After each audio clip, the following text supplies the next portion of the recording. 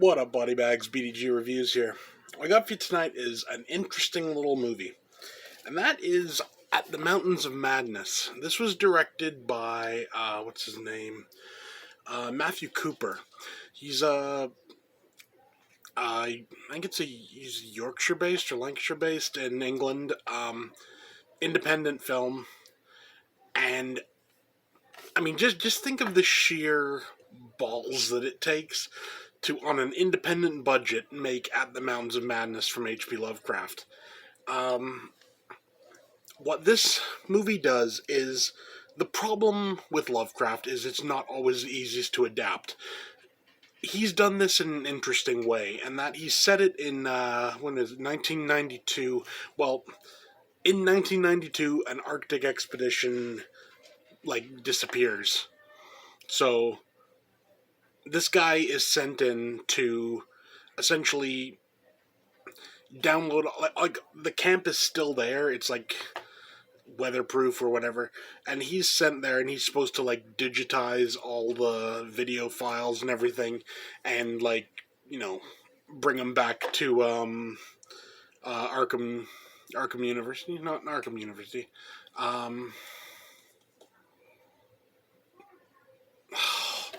That God damn it, that famous Lovecraft University, Miskatonic University, that's it. So, that's what he's supposed to do.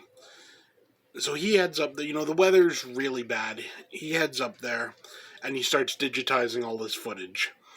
And he knows right from the get-go, the people that were up there, they're all dead, They knew that going in, that they were all dead.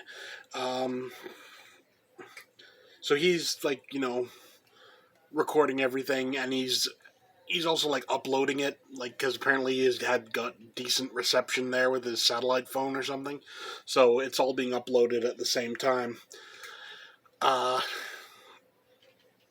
So essentially you get almost like a second-hand telling of the events of At the Mountains of Madness. These guys find this giant underground cavern, and it's there are creatures and all this sort of stuff. All in all, it was an interesting adaptation for sure, until we get an At the Mountains of Madness from Guillermo del Toro, like we've been needing for quite a while. This is probably the next best thing. It really works with the idea of the cosmic horror of Lovecraft. The idea that this stuff is just so beyond everybody that it drives you mad seeing it, and it works. It plays that up really well. What this does, though, is there are a few problems, and I will say this, and I'm very forgiving of these problems because it's a low budget film. But for example, the guy that contacts our main character is supposed to be a head of a department or whatever at Miskatonic University. At first glance, you're okay, bald guy, everything. When you look closer, he's got a nose ring, and he's got earrings in both ears. You look in his shelf behind him, he's got Gyo and Uzumaki and Tomie, the Junji Ito mangas, up there, and it's just kind of, just a little bit really? It could have just moved those off, put some science-looking books, take out the piercings. You'd have been a lot more believable as that character. But that's me nitpicking. This movie's filmed in black and white, all except for one scene. There's a scene near the end where our main character starts seeing stuff, what's going on, and it goes to color and goes really almost psychedelic.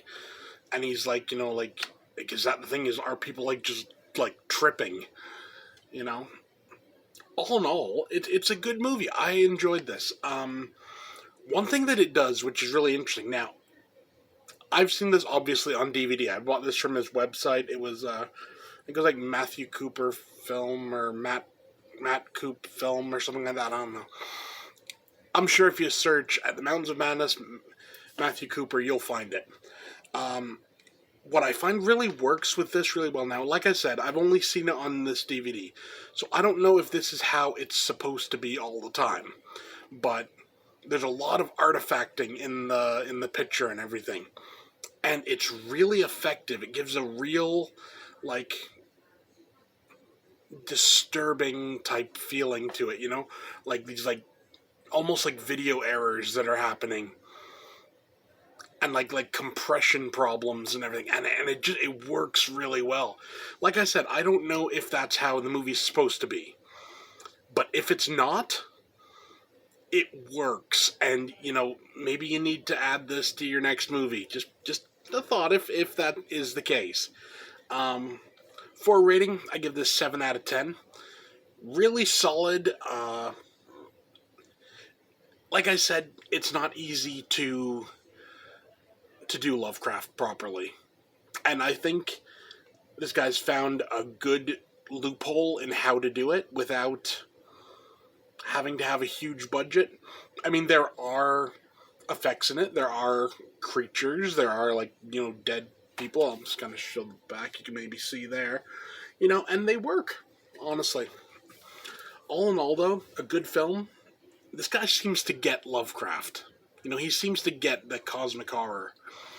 So I'm definitely interested in what else he's done. I know he has another Lovecraft film called, like, Markham or whatever. I have that. I haven't watched that yet, but it looks pretty good, so we'll see.